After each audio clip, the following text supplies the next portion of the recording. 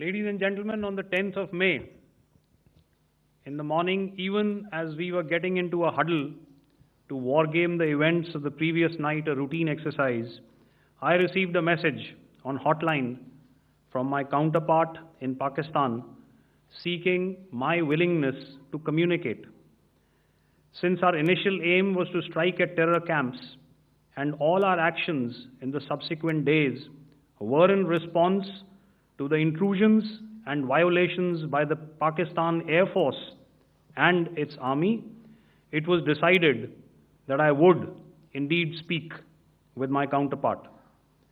You are already aware, I've seen it being covered on national television, that my communication with the Pak DGMO was conducted at 15:35 hours yesterday and resulted in cessation of cross-border firing and air intrusions by either side with effect from 1700 hours, 10th of May, after he proposed that we cease hostilities.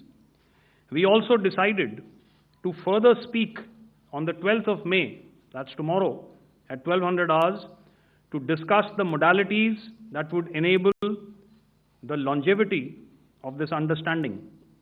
However, disappointingly, and must I add, expectedly, it took only a couple of hours for the Pakistan Army to violate these arrangements by cross-border and across the line of control firing, followed by drone intrusions across the expanse of the Western Front, through last night and in the early hours of the morning today. These violations were responded to robustly and dealt with as they must be.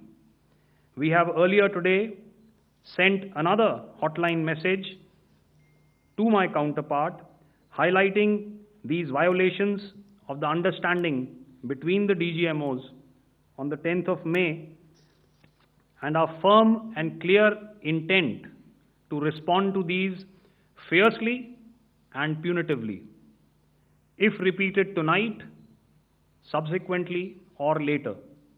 In this regard, I must inform all of you that the Chief of Army Staff has earlier today conducted a security review and has granted full authority to our Army commanders for counter-actions in the kinetic domain in case of any violation by Pakistan.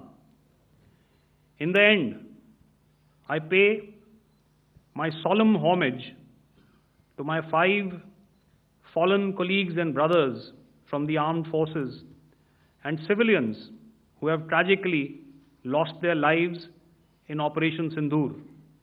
Our hearts go out to the bereaved families, and we express our solidarity to them in this lifetime and beyond, at this grave juncture in their lives.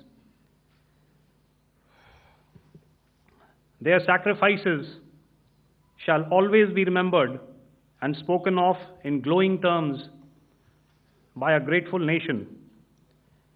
We have thus far, ladies and gentlemen, exercised, and my colleague Pramod highlighted this, immense restraint, and our actions have been focused, measured, and non-escalatory. However, any threat to the sovereignty, territorial integrity, and safety of our citizens will be met with decisive force. Jai Hind.